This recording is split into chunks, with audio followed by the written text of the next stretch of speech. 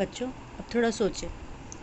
मछलियाँ पानी में रहती हैं, वे परस्पर संचार किस प्रकार करती होंगी? मछलियों को संचार के लिए किस तरह की चीज़ों का इस्तेमाल होता होगा?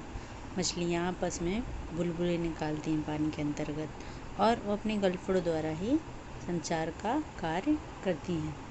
अब ज़रा बताइए तो, ये जो चित्र देख रहे हो आप, इसे किस खेल का नाम दिया जाता है? जी हाँ बच्चों, इस खेल का नाम है जादूगरी का खेल। चित्र में दिखाए गए व्यक्ति को देख के लग रहा है कि वो जादूगर है। क्या आपने अपने परिसर में तुमने कभी इस तरह का खेल देखा है कभी? हाँ या ना, लिखिएगा ज़रूर। ऐसे और कौन से कार्यक्रम तुम जानते हो जिसकी सूची तुम बना सकते हो, उसे बताओ। ऐसे कार्यक्रम हम किस लिए देखते हैं? मनोरंजन के लिए। इस तरह के सारे कार्यक्रम हम अपने मनोरंजन के लिए देखते हैं, क्योंकि इसमें अलग अलग प्रकार के हमारे अचंभे जादू दिखाए जाते हैं, जिसे देखकर हमारा मन एकदम खुश हो जाता है और इन्हीं जादूगरों के माध्यम से हम एक दूसरे के साथ संचार करते हैं, एक दूसरे को समझते हैं। अब आगे देखते हैं।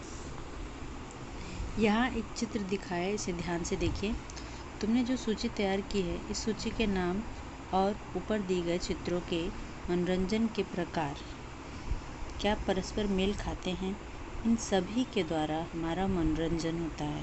ये सभी मनोरंजन के प्रत्यक्ष साधन हैं। कारण ये है कि ये हमारे सामने होते हैं, हम इन्हें अपने आँखों के सामने देख सकते हैं। अब ये जो हमारे कार्यक्रमों की चीज़ हमने सोची या बनाई, इसमें जादूगरी था। इसके पश्चात यहाँ पे है, देखो, सार चारण। इसमें संगीत द्वारा, लोकगीत द्वारा किस्से कहानियाँ सुनाई जाती है इस तरह से। इसके पश्चात है बायोस्कोप वाला, जिसके अंतर्गत हम इसमें चल रहे फिल्म को बड़ी आसानी से देखते हैं और समझते हैं, बहुत ही मनोरंजक होता है। इसके पश्चात यहाँ जादूगर, जो कि आपने देखा ही है। नुक्कड़ नाटक, ये सड़कों पे होता है, अलग अलग मोहल्ले में किए जाते हैं। कुछ लोग सामूहिक रूप से किसी विषय पर इस तरह के नाटक द्वारा संदेश प्रस्तुत करते हैं। कठपुतली का नृत्य, ये राजस्थान में बहुत ही फेमस नृत्य है। ये बहुत ही मनोरंजक और बहुत ही आकर्षक होता है, जो कर हर जादूगर, यानी कि हर जादू के खेल में लास्ट में जो जोकर होता है या बीच बीच में आता रहता है, वो भी हमारा कई तरह के कारनामे दिखाकर मनोरंजन करता है। परंतु कहने का मतलब ये है कि सारे मनोरंजन के जितने भी साधन हैं ना बच्चों, ये हमारे सापेक्ष किया जाता है, हमारे सामने किया जाता है। इसीलिए हमें प्रत्यक्ष साधक कहते हैं। इसे क्या कहते हैं हम? प्रत्यक्ष साधन, मनोरंजन का प्रत्यक्ष साधन। लेकिन ऐसे कई मनोरंजन के अन्य साधन हैं जो हमें नज़र नहीं आते, परंतु हम उन्हें सुन सकते हैं और हम उनका आनंद भी ले सकते हैं। परंतु वो साधन जो कि हमारे सामने नहीं होते, फिर भी हमारे लिए मनोरंजक होते हैं। जैसे कि देखो बच्चों, आप लोग टीवी देखते हो, रेडियो सुनते हो, इन सभी कार्यक्रमों में हमें बड़ा मज़ा आता है, परंतु वो हमारे सामने प्रस्तुत नहीं होता, बल्कि हम उसे किसी टीवी, किसी माध्यम के द्वारा देख रहे होते हैं। अभी देखिए, यहाँ पे दिया है कि हमारे रेडियो, दूरदर्शन, संगणक, प्रक्षेपक यानी कि प्रोजेक्टर इत्यादि का उपयोग हम करते हैं और उनके द्वारा प्रस्तुत किए गए कार्यक्रमों को सुनते और देखने से हमारा मनोरंजन होता है। ये कार्यक्रम हमने बहुत दूर कहीं से देखे रहते हैं, वहाँ ये चित्रित और ध्वनि मुद्रित करके प्रक्षेपित किए जाते हैं और ऊपर वाले साधनों के उपयोग करके हम ये कार्यक्रम सुन और देख सकते हैं। रेडियो, दूरदर्शन इत्यादि मनोरंजन के प्रक्षेपण ग्राही साधन हैं।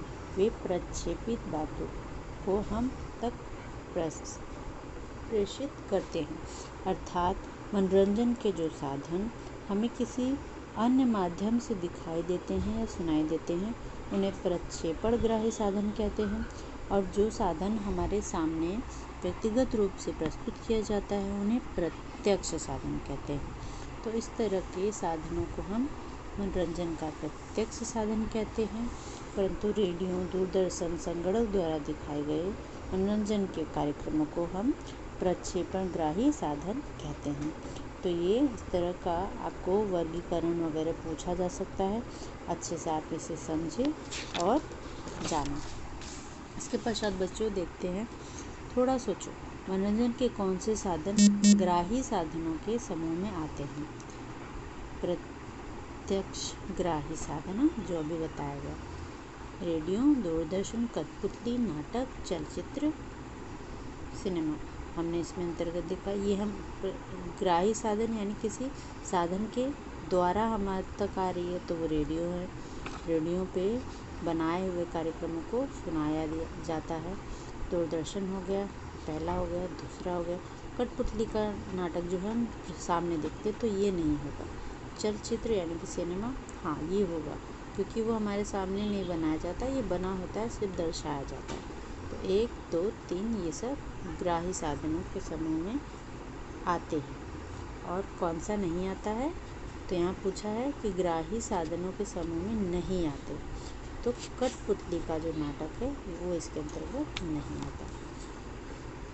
तुम क्या करोगे? मीना को विदेश में कोई अति महत्वपूर्ण संदेश तुरंत भेजना है। इसके लिए मीना को किस साधन का उपयोग करना चाहिए? तुम्हें क्या लगता है?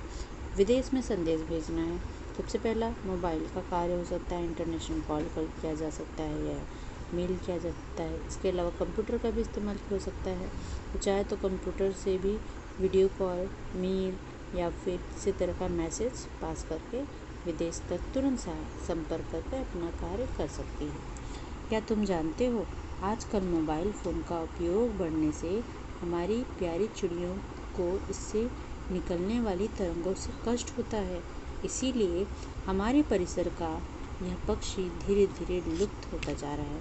बच्चों, अपने जीवन को सरल बनाना बहुत अच्छी बात है, परंतु इसके अंतर्गत हमें ये नहीं भूलना चाहिए कि हमारे साथ अन्य प्राणी जगत के लोग भी रहते हैं, जिनकी सुरक्षा और जिनका भार हमारे ही कंधों पर है। इसीलिए आवश्यक है बच्चों कि अपनी सुविधाओं में हमें उनका भी ध्यान रखना चाहिए। हम जो ये मोबाइल फ़ोनों का अधिक ज़्यादा इस्तेमाल कर रहे हैं ना, इनकी तरंगों से हमारे आसपास रहने वाले प्राणियों को बहुत सारा कष्ट हो रहा है।